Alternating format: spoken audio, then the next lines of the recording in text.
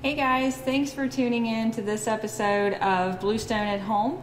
And today we're going to have two different whites that we're going to be talking about that we make here at Bluestone.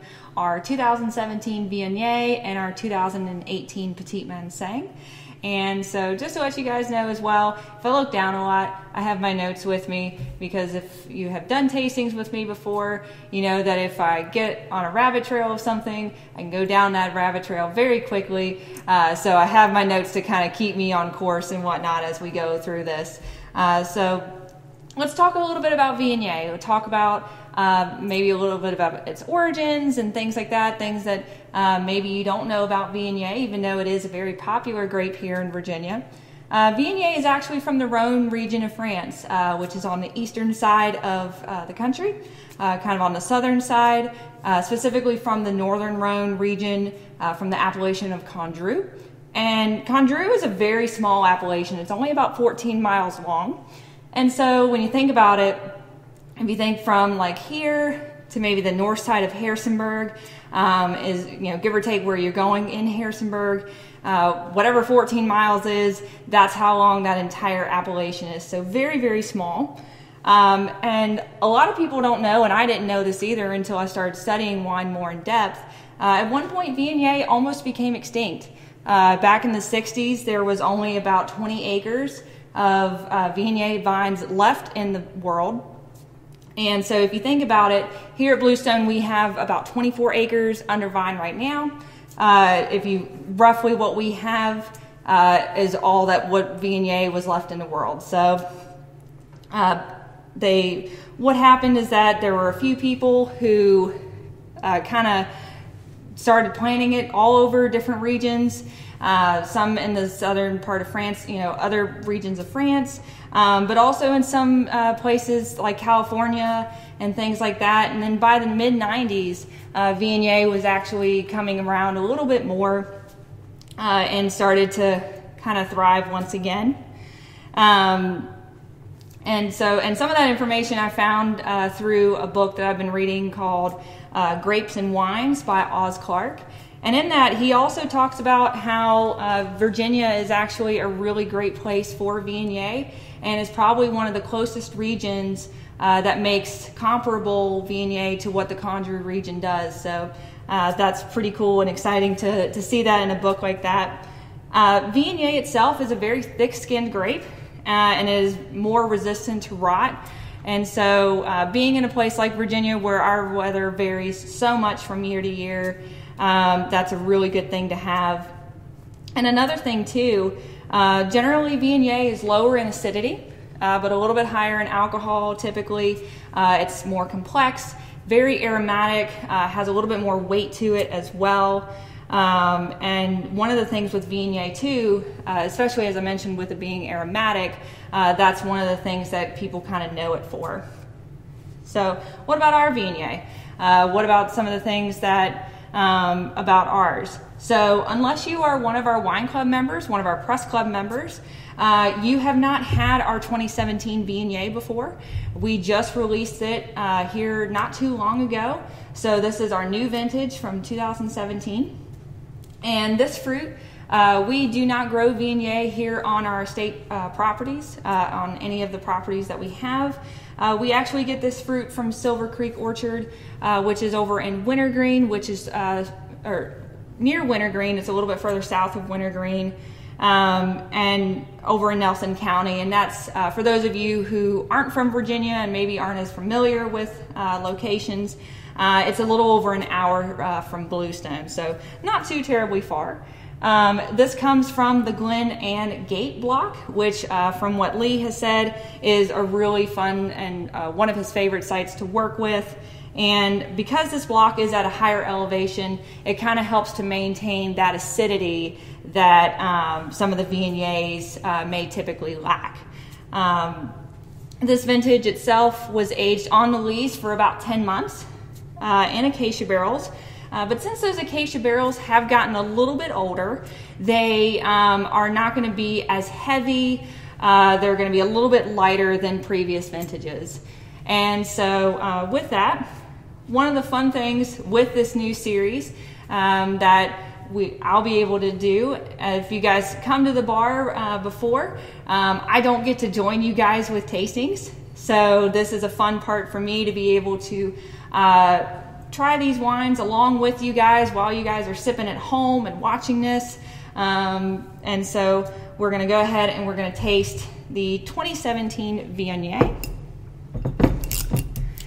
And again, if you're a Press Club member, you have this wine probably, or maybe you've already drank it by now, so maybe you need some more. So we do have plenty of this vintage. As I mentioned, we just released it here a few days ago.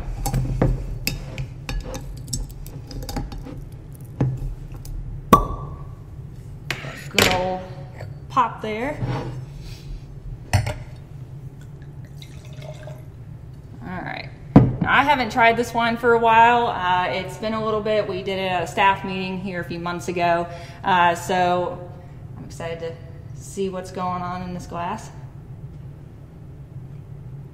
Yeah, it's very bright.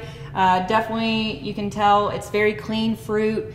Not as fruit forward as what some of our other Viogniers have been in the past, but you can still definitely tell that the fruit is there. Get a little bit of like peach, maybe even a little bit of nectarine, kind of notes like that. A little bit of like white floral notes.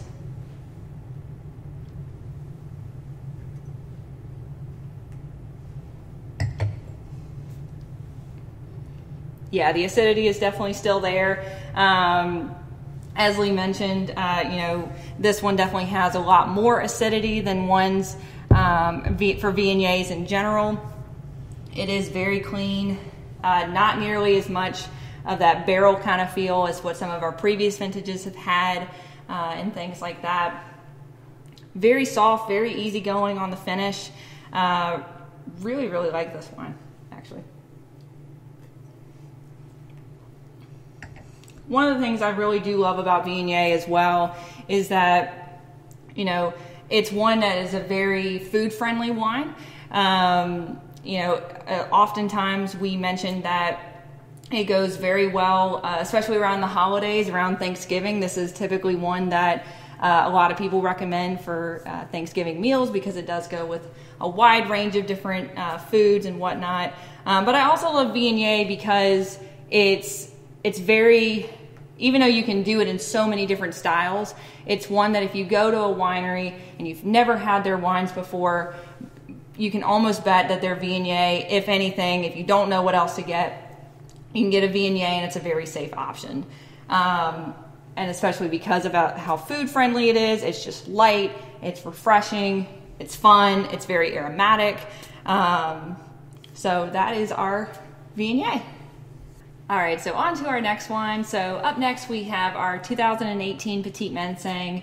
And just as a little kind of side note, Petit Manseng really holds kind of a special place in my heart. For me, it was the wine that really made me start to kind of dig into wine a little bit more, to study it, to learn about it. I just found it extremely fascinating. And so from there, I just kind of went down that rabbit hole and went down many other rabbit holes with wine. And like I mentioned in my intro video, I've been in the industry for almost 6 years now, and I'm still going down many rabbit holes. So Petit Manseng is another French white, as was Viognier. But Petit Manseng comes from a different region in France, from the southwest region of France, and is primarily grown between the province of Gascony and the Pyrenees, which kind of borders south near Spain. The grapes themselves are very, very small. If you guys have ever gotten the opportunity to see Petit Manseng grapes, they are very small. They are also loose clustered, which has very much an advantage, especially in wetter seasons like what 2018 was. It definitely kind of, that way the grapes have a little bit more spacing in between so they can dry out a little bit more and things like that. But one of the things I love about Petit Manseng the most is that it is extremely aromatic. And it doesn't have like your typical like apple, pear kind of notes that maybe A lot of wines that you see here in Virginia do, maybe even some little bit of citrus. This one is known more for some of those tropical aromatics like mango and pineapple and things like that. But it does have some of the citrus notes as well, depending on how it's made, depending on vintage, things like that. And Petit Manseng typically also has a higher Brix content. So when it comes in from the vineyard, the sugars in the grapes are typically relatively high. And so what that does and gives it the opportunity is that during fermentation, the higher the sugar content, the higher for the potential alcohol. And so Petit Manseng usually goes on the higher side of the alcohol. We have had Petit Mansengs in the past. Our 15 and our 16 were both over 14% alcohol. Our 2018 is 13.8, which is still relatively high considering how the 2018 vintage was. And so that is one thing, is that it is also known for, as well as the higher acidity. It is a very acidic white. So with that, our 2018 Petit Manseng, this one, again, I mentioned 2018 was a very, very wet year. And so the fact that, our whites are actually quite amazing from that year. We have gotten a few awards already this year with our stainless steel Chardonnay, but more notably from our Petit Manseng. This guy has already gotten 3 awards this year, not just awards, but 3 gold medals. 2 out of California, and then 1 for the International Eastern competition, where it actually got best in class, scoring 92 points, which was the highest of any other Petit Mansengs in that competition. This one as well is kind of new with the closure as well, and as I will show you guys, we have traditionally used real cork for many, many years. But along with a lot of our 2018 whites, we have kind of transitioned to what's called Noma cork. And Noma cork is a plant material type cork, or it's made from plant material, and it doesn't leave a carbon footprint, and also helps to reduce cork taint, which is kind of like if you ever smell a cork that has been affected by that, it smells like cilantro or like even feet. So it's not very pleasant. Like, I love cilantro, but not in my wine. And so these Noma corks help to kind of reduce that quite a bit. And we'll have a picture with them as well for you guys to see a little bit up close. And this particular vintage, we got the fruit from 2 different sites over in Nelson County, from our friends again at Silver Creek, as well as from Livingston Winery, and they're not too far apart from each other over in Nelson County. Just for other side note, Silver Creek is where we get a good chunk of the rest of our fruit that we don't grow here on the property. They provide us with the majority of our fruit that we use. And so this one was crushed and destemmed, and then it sat overnight before it was pressed. It was aged in French oak for roughly about 10 months, and it is a dry Petit Manseng. So a lot of people kind of get this when they smell it. It smells sweeter than what it is, and again, that's because of the heavy aromatics and things like that. But it is a completely dry wine. Now, the previous vintage, our 2016 that we had, did have a little bit of residual sugar, but the 2015 and the 2018 that we are currently on are both completely dry. So let's give this guy a taste.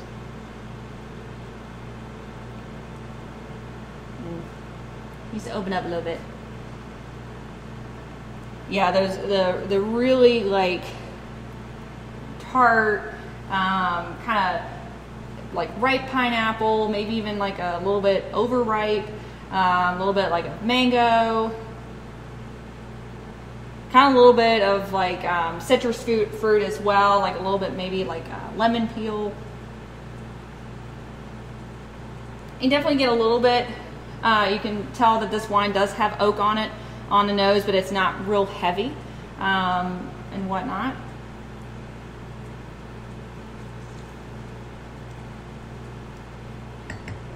Yeah, you can tell more so with this one than the Viognier. You get that acid, because it kind of hits you right here in your cheeks. But with aging in those French oak barrels, it does definitely help soften the higher acid and the higher acidity of this wine. Very pleasant.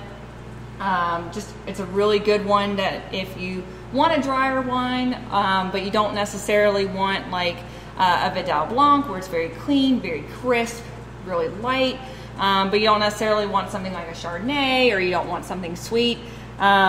This is one that I really love recommending for people, you know, especially if you've never had Petit Manseng before. I love when people come into the tasting room, and especially when we do our flights and they're not quite sure what to get, and people are like, what would you drink? What would you put on there? And more often than not, I put Petit Manseng on there than any other wine, just because I love this wine so much. It's a very easy drinker. Again, would be a great food pairing wine because it does have a little bit of weight to it, a little bit of creaminess on the finish as well.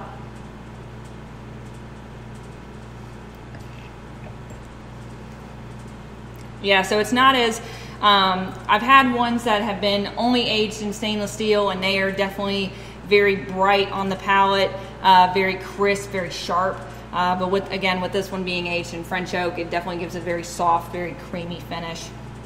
And so, great food pairing to do with like a shrimp scampi, or something with a little bit of a creamy sauce. You could do with that. Or, as we're in this current season of life, just simply popping said cork, putting it into said glass, and drinking it while you're binge watching Netflix or things of the sort. You know, you could certainly do that as well. But those are our wines that I have for you guys today. If you guys missed the intro video that we did, that we released a few days ago, this one, as I mentioned, we will be going through all of our Bluestone wines that we currently have, as well as a few little surprises that we'll throw in there as well. So don't worry, we will be going through all of them, including the sweet wines. Those will be included as well. We'll kind of be digging a little bit further into those. So we will be releasing these over the next few weeks, as I mentioned, kind of going a little bit at a time, so that way you guys can order some of these and have them at home for you guys to kind of sip along as well. And we thank you guys for your continued support, especially during this time. And until next time, cheers.